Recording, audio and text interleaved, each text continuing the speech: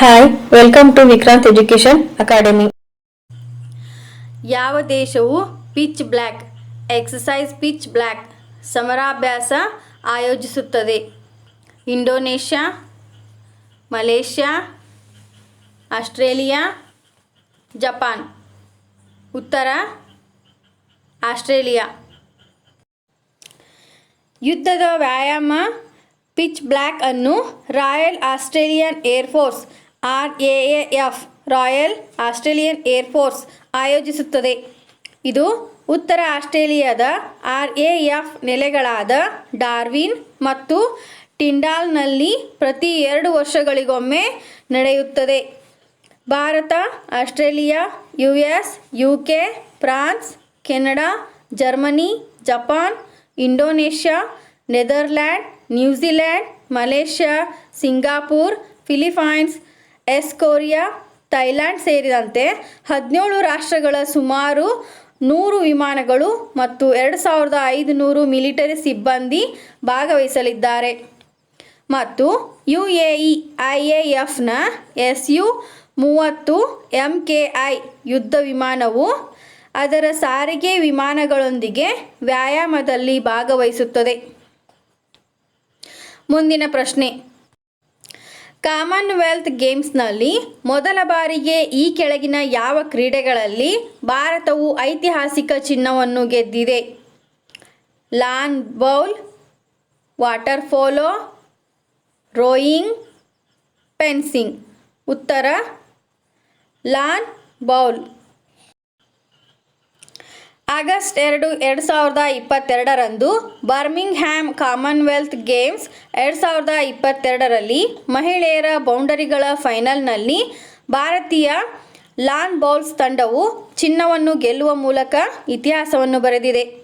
ಇದು ಕ್ರೀಡಾಕೂಟದಲ್ಲಿ ಭಾರತಕ್ಕೆ ಮೊದಲ ಪದಕವಾಗಿದೆ. ಭಾರತದ ಲಾನ್ ಬೌಲ್ಸ್ ತಂಡವು 15 ಅಂತ್ಯಗಳ ನಂತರ ಮಹಿಳೆಯರ ಫೋರ್ಸ್ ಈವೆಂಟ್ ಫೈನಲ್ನಲ್ಲಿ 17ರಿಂದ 10 ದಕ್ಷಿಣ ಆಫ್ರಿಕಾವನ್ನು ಸೋಲಿಸಿತು. ಭಾರತದ ಲಾನ್ ಬೌಲ್ ತಂಡದಲ್ಲಿ ಲವ್ಲಿ ಚೌಬೆ, ಪಿಂಕಿ ಚೌಧರಿ, ನಯನ್ಮೋನಿ ಸೈಕಿಯಾ ಮತ್ತು ರೂಪಾರಾಣಿ ಟಿರ್ಕಿ ಇದ್ದರು. ಅವರು CWG ಇತಿಹಾಸದಲ್ಲಿ ಕ್ರೀಡೆಯಲ್ಲಿ ಚಿನ್ನದ ಪದಕ ಗೆದ್ದ ಮೊದಲ ಭಾರತೀಯ ಅಥ್ಲೀಟ್ ಆಗಿದ್ದಾರೆ. ಮುಂದಿನ ಪ್ರಶ್ನೆ. ಭಾರತೀಯ ಬ್ಯಾಡ್ಮಿಂಟನ್ ಮಿಶ್ರ ತಂಡವು ಕಾಮನ್ವೆಲ್ತ್ ಗೇಮ್ಸ್ 2022ರಲ್ಲಿ ಯಾವ ಪದಕವನ್ನು ಗೆದ್ದಿದೆ? ಚಿನ್ನ, ಕಂಚು, ಬೆಳ್ಳಿ, ಮೇಲಿನ ಯಾವುದೂ ಅಲ್ಲ. ಸರಿಯಾದ ಉತ್ತರ ಬೆಳ್ಳಿ. ಆಗಸ್ಟ್ 2, 2022ರಂದು ಮಲೇಷ್ಯಾ ವಿರುದ್ಧ ಫೈನಲ್ನಲ್ಲಿ 1-3 ಸೋತ ನಂತರ ಭಾರತ ಬ್ಯಾಡ್ಮಿಂಟನ್ ಮಿಶ್ರ ತಂಡ ಸ್ಪರ್ಧೆಯಲ್ಲಿ ಬೆಳ್ಳಿ ಗೆದ್ದಿತು. ಅಂತಿಮ ಸ್ಪರ್ಧೆಯಲ್ಲಿ ಪಂದ್ಯವನ್ನು ಗೆದ್ದ ಏಕೈಕ ಭಾರತೀಯ ಆಟಗಾರ್ತಿ PV ಸಿಂಧು. ಭಾರತದ ಜೋಡಿಗಳಾದ ಚಿರಾಗ್ ಶೆಟ್ಟಿ ಮತ್ತು ಸಾತ್ವಿಕ್ ಸಾಯಿರಾಜ್ ರಾಂಕಿರೆಡ್ಡಿ, ಕಿಡಂಬಿ ಶ್ರೀಕಾಂತ್ ಮತ್ತು ಟ್ರಿಸಾ ಜಾಲಿ ಮತ್ತು ಗಾಯತ್ರಿ ಗೋಪಿಚಾಂದ್ ಜೋಡಿ ಕೂಡ ತಮ್ಮ ಮಲೇಷ್ಯಾ ಎದುರಾಳಿಗಳ ವಿರುದ್ಧ ಕಠಿಣ ಹೊರತಾಗಿಯೂ ಸೋತರು. PV ಸಿಂಧು 2ನೇ ಪಂದ್ಯದಲ್ಲಿ ಮಲೇಷ್ಯಾದ ಜಿನ್ವಿ ಗೊಹ್ ಅವರನ್ನು ಎದುರಿಸಿ 22-20, 21-17 ಗೇಮ್ಗಳಿಂದ ಗೆದ್ದರು. ಮುಂದಿನ ಪ್ರಶ್ನೆ. ಕಾಮನ್ವೆಲ್ತ್ ಗೇಮ್ಸ್ 2022ರಲ್ಲಿ ಭಾರತದ ವಿಕಾಸ ಠಾಕೂರ್ ಯಾವ ಕ್ರೀಡೆಯಲ್ಲಿ ಬೆಳ್ಳಿ ಪದಕ ಗೆದ್ದರು? ಬಾಕ್ಸಿಂಗ್, ಜೂಡೋ, ಭಾರ ಎತ್ತುವಿಕೆ, ಬ್ಯಾಡ್ಮಿಂಟನ್. ಸರಿಯಾದ ಉತ್ತರ ವೇಟ್ ಲಿಫ್ಟಿಂಗ್. ಭಾರತದ ವೇಟ್ಲಿಫ್ಟರ್ ವಿಕಾಸ್ ಠಾಕೂರ್ ಅವರು ಆಗಸ್ಟ್ 2, 2022ರಂದು ಬರ್ಮಿಂಗ್ಹ್ಯಾಮ್ನಲ್ಲಿ ನಡೆಯುತ್ತಿರುವ ಕಾಮನ್ವೆಲ್ತ್ ಗೇಮ್ಸ್ 2022ರಲ್ಲಿ ಪುರುಷರ 96 kg ಫೈನಲ್ನಲ್ಲಿ 346 kg ಒಟ್ಟು ಲಿಫ್ಟ್ನೊಂದಿಗೆ ಬೆಳ್ಳಿ ಪದಕವನ್ನು ಗೆದ್ದರು. ಅವರು ಸ್ನ್ಯಾಚ್ ವಿಭಾಗದಲ್ಲಿ ಒಟ್ಟು 155 kg ಮತ್ತು ಕ್ಲೀನ್ ಮತ್ತು 191 kgಯಲ್ಲಿ ಎತ್ತಿದರು. ಮುಂದಿನ ಪ್ರಶ್ನೆ. ನ್ಯಾನ್ಸಿ ಪೆಲೋಸಿ ಯಾರು? ಶ್ವೇತಭವನದ ಮುಖ್ಯಸ್ಥರು, US House of Representatives speaker, ರಾಜ್ಯ ಕಾರ್ಯದರ್ಶಿ, ರಕ್ಷಣಾ ಕಾರ್ಯದರ್ಶಿ. ಸರಿಯಾದ ಉತ್ತರ US House of Representatives speaker.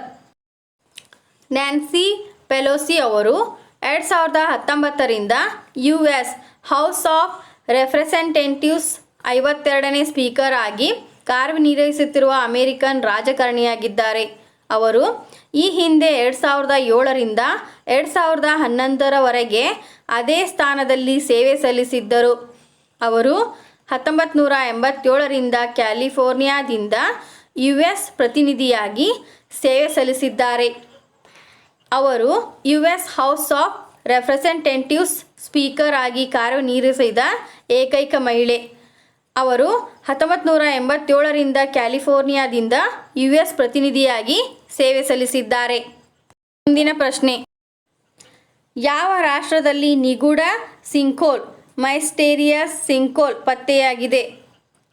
Chile, Iceland, Greenland, Mexico. ಸರಿಯಾದ ಉತ್ತರ ಚಿಲಿ.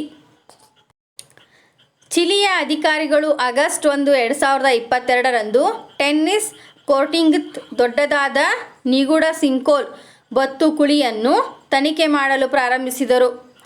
ರಂಧ್ರವು ಸುಮಾರು 25 ಮೀಟರ್ ವ್ಯಾಸವನ್ನು ಹೊಂದಿದೆ ಮತ್ತು ಇದು ವಾರಾಂತ್ಯದಲ್ಲಿ ದೇಶದ ಉತ್ತರದಲ್ಲಿರುವ ಗಣಿಗಾರಿಕೆ ಪ್ರದೇಶದಲ್ಲಿ ಕಾಣಿಸಿಕೊಂಡಿತು. ಅಟಕಾಮಾ ಮರುಭೂಮಿಯ ತಾಮ್ರದ ಗಣಿ ಬಳಿ ಸಿಂಕ್ಹೋಲ್ ಕಾಣಿಸಿಕೊಂಡಿದೆ. ಮುಂದಿನ ಪ್ರಶ್ನೆ, ಇಸ್ರೋ ಉಪಗ್ರಹ ಉಡಾವಣೆಗಳ ಮೂಲಕ ವಿದೇಶಿ ವಿನಿಮಯದಲ್ಲಿ ಎಷ್ಟು ಗಳಿಸಿದೆ? $250 ಮಿಲಿಯನ್, $279 ಮಿಲಿಯನ್, $300 ಮಿಲಿಯನ್, $50 ಮಿಲಿಯನ್. ಸರಿಯಾದ ಉತ್ತರ $279 ಮಿಲಿಯನ್. ಭಾರತೀಯ ಬಾಹ್ಯಾಕಾಶ ಸಂಶೋಧನಾ ಸಂಸ್ಥೆ ಇಸ್ರೋ ತನ್ನ ವಾಣಿಜ್ಯ ಶಸ್ತ್ರಾಸ್ತ್ರಗಳ ಮೂಲಕ ಜಾಗತಿಕ ಗ್ರಾಹಕರಿಗಾಗಿ ಉಪಗ್ರಹಗಳನ್ನು ಉಡಾವಣೆ ಮಾಡುವ ಮೂಲಕ $279 ಮಿಲಿಯನ್ ವಿದೇಶಿ ವಿನಿಮಯವನ್ನು ಗಳಿಸಿದೆ ಎಂದು ಕೇಂದ್ರ ಸಚಿವ ಜಿತೇಂದ್ರ ಸಿಂಗ್ ಬುಧವಾರ ಲೋಕಸಭೆಗೆ ತಿಳಿಸಿದರು. ಪ್ರಶ್ನೆಯೊಂದಕ್ಕೆ ಲಿಖಿತ ಉತ್ತರದಲ್ಲಿ ಸಿಂಗ್, ಇಸ್ರೋ ತನ್ನ ವಾಣಿಜ್ಯ ಶಸ್ತ್ರಾಸ್ತ್ರಗಳ ಸಹಯೋಗದೊಂದಿಗೆ 34 ದೇಶಗಳ 345 ವಿದೇಶಿ ಉಪಗ್ರಹಗಳನ್ನು ಪೋಲಾರ್ ಸ್ಯಾಟಲೈಟ್ ಲಾಂಚ್ ವೆಹಿಕಲ್ PSLVನಲ್ಲಿ ಯಶಸ್ವಿಯಾಗಿ ಉಡಾವಣೆ ಮಾಡಿದೆ ಎಂದು ಹೇಳಿದರು. ಮುಂದಿನ ಪ್ರಶ್ನೆ, ಭಾರತದಲ್ಲಿ ಮಂಕಿಪಾಕ್ಸ್ ಪರಿಸ್ಥಿತಿಯನ್ನು ಮೇಲ್ವಿಚಾರಣೆ ಮಾಡಲು ಕೇಂದ್ರವು ಇತ್ತೀಚೆಗೆ ಸ್ಥಾಪಿಸಿದ ಕಾರ್ಯಪಡೆ ಟಾಸ್ಕ್ ಫೋರ್ಸ್ನ ಮುಖ್ಯಸ್ಥ ಯಾರು? ಅಮಿತಾಬ್ ಕಾಂತ್, VK ಪಾಲ್, ಮನ್ಸುಖ್ ಮಾಂಡವಿಯಾ, ಭಾರತಿ ಪವಾರ್. ಸರಿಯಾದ ಉತ್ತರ VK ಪಾಲ್. ಭಾರತದಲ್ಲಿ ಮಂಕಿಪಾಕ್ಸ್ ಪರಿಸ್ಥಿತಿಯನ್ನು ಮೇಲ್ವಿಚಾರಣೆ ಮಾಡಲು ಕೇಂದ್ರ ಸರ್ಕಾರವು ಕಾರ್ಯಪಡೆಯನ್ನು ಸ್ಥಾಪಿಸಿದೆ. ಇದರ ನೇತೃತ್ವವನ್ನು NITI ಆಯೋಗದ ಸದಸ್ಯ ಆರೋಗ್ಯ ಡಾಕ್ಟರ್ VK ಪಾಲ್ ವಹಿಸಿದ್ದಾರೆ. ಕಾರ್ಯಪಡೆಯು ಕಾರ್ಯದರ್ಶಿ, ಕೇಂದ್ರ ಆರೋಗ್ಯ ಸಚಿವಾಲಯ, ಫಾರ್ಮಾ ಮತ್ತು ಬಯೋಟೆಕ್ ಅನ್ನು ಸಹ ಒಳಗೊಂಡಿದೆ. ಇದು ರೋಗ ನಿರ್ಣಯ ಸೌಲಭ್ಯಗಳನ್ನು ವಿಸ್ತರಿಸಲು ಮತ್ತು ರೋಗದ ವಿರುದ್ಧ ಲಸಿಕೆಯನ್ನು ತನಿಖೆ ಮಾಡಲು ಸರ್ಕಾರಕ್ಕೆ ಸಲಹೆ ನೀಡುತ್ತದೆ. ಭಾರತದಲ್ಲಿ ಇದುವರೆಗೆ 4 ಮಂಕಿಪಾಕ್ಸ್ ಪ್ರಕರಣಗಳು, ಕೇರಳದಲ್ಲಿ 3 ಮತ್ತು ದೆಹಲಿಯಲ್ಲಿ 1 ಪ್ರಕರಣಗಳು ವರದಿಯಾಗಿದೆ. ಈ ವಿಡಿಯೋ ನಿಮಗೆ ಉಪಯುಕ್ತ ಎನಿಸಿದಲ್ಲಿ ಮುಂದಿನ ವಿಡಿಯೋಗಳಿಗಾಗಿ ನಮ್ಮ ಸಂಸ್ಥೆಯ ಯೂಟ್ಯೂಬ್ ಚಾನಲ್ಗೆ ಸಬ್ಸ್ಕ್ರೈಬ್ ಆಗಿ ಮತ್ತು ಶೇರ್ ಮಾಡಿ.